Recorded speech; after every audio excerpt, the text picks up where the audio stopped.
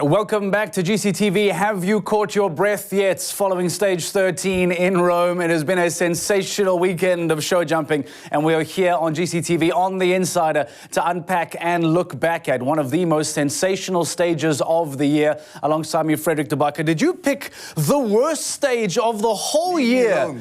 You could have picked... You had an entire calendar that you could have scratched off stages to not go to, and you picked this stage to not attend? Have you caught your breath? Sensational stages. Stop it, all right? You were not in Rome. What were you doing? What were you missing out on as well is the bigger conversation. Oh, I missed out on great food. Cacio e pepe. I ate cacio e pepe last year. I saw gelato all over everyone's Instagram. But that's one thing. But then the city itself, that's another thing. But the sport came out.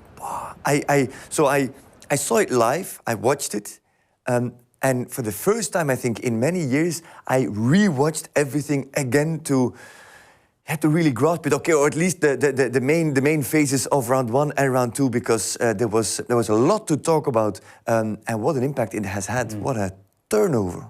Well, Frederick, watching the weekend over and over again on his GCTV Pro Pass, we encourage you to get one of your own. The big story to come out of the weekend, as you must know by now, is the fact that we have new championship leaders. A few weeks back, Frederick suggested that this competition may well be decided on the very final leg in Riyadh. And based on what happened in Rome with New York to come, it looks as if that is going to play out. Let's start the conversation by taking you a few stages back and bring up what it looked like at the end of Monaco. Because at this particular time, we were suggesting that the champagne was on ice already for the Stockholm Hearts, powered by H&M. They were 30 points clear of the Berlin Eagles, powered by Fundis Reisport, and with just 5 stages to go, they could afford to drop 6 points every stage and essentially still be the leaders. Let's fast forward a couple stages and show you how it looks now at the end of Rome. This is the reality. Berlin Eagles have now jumped into first place, and that is where we open our conversation today. Frederick De Backer,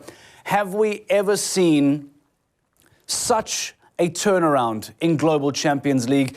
This surely is unprecedented. Never before. Never before did the leader over 3 stages, because let's not forget it's just 3 stages, lose 32 points. It's a 32-point swing between Stockholm Hearts powered by H&M and Berlin Eagles powered by Fundis Reisport. It is really bizarre. And you have to keep in mind that in a way, it sounds a little bit more dramatic than it is, because in London, they lost, 23 points because of their poor performance in London, and the great result, of course, for the Berlin Eagles, who got the most out of London. But then, over the next stages as well, they kept losing points. There's many facets, many angles to this story, where Berlin Eagles have overtaken Stockholm Hearts, where Stockholm Hearts have been overtaken by Berlin Eagles. There's different ways to look at it. You can look at it and say, wow, Stockholm Hearts, how can you blow it? But actually, they haven't been doing so bad, actually. Well, this is what makes this so difficult, because you're right. If you say on paper you've blown a 30-point lead, I get out 101 reasons to begin criticizing. The reality is that London was poor for them. We know what happened in London. But since London, Stockholm Hearts have podiumed twice. Explain to me how, after 2 podiums, they have still given up this lead.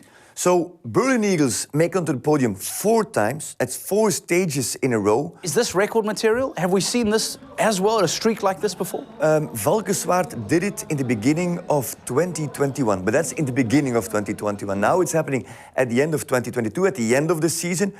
They're going to New York. If Berlin Eagles podium in New York, that would be a record. That would be 5 consecutive podiums in a row. Of course, consecutive is in a row, but that would be a first off in GCL history. So that would be something. But yeah, that's the thing. 4 podiums, Berlin Eagles, 2 podiums, Stockholm Hearts powered by H&M. Not a bad result at all. Over those last 2 stages, they've lost small margins. And of course, if you are podiuming, and you're not ahead of your rival, you're behind your rival again, obviously, and you straight away lose at least 3 or 5 points, depending on where you sit on that table. So, though they've been performing really well, they've lost those small margins, and that's normal if you're in that championship contending phase at the end of the season and you're on the podium and your rival is as well. But they lost it, of course, in London. The problem is they've had that blip in London. for example, Berlin Eagles have had that blip in Hamburg at the beginning, let's say mid-stage of the season in Hamburg. I think it was stage 6, where Stockholm Hearts only finished 9th. And there the difference was much smaller between those two teams and the points they got out of Hamburg. So the headline is that they've lost those 32 points, but you have to put it in perspective and say that over the last 3 stages, they were really good, really good. Berlin Eagles were just better. And we remind you, the essence of the Global Champions League is to always do better than your rivals, because whilst the Stockholm Hearts have been on the podium in the last 2 stages, Berlin Eagles have been on the podium and have been 1 step ahead of them.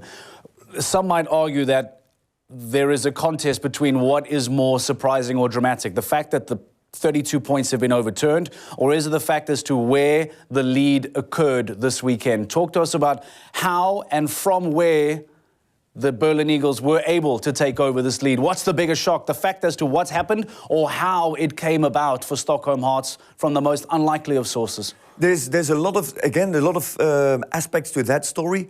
Berlin Eagles, from round 1 to round 2, climbed back 8 places. 8 places. Now we also have to keep in mind that no team jumped double clear in round 1.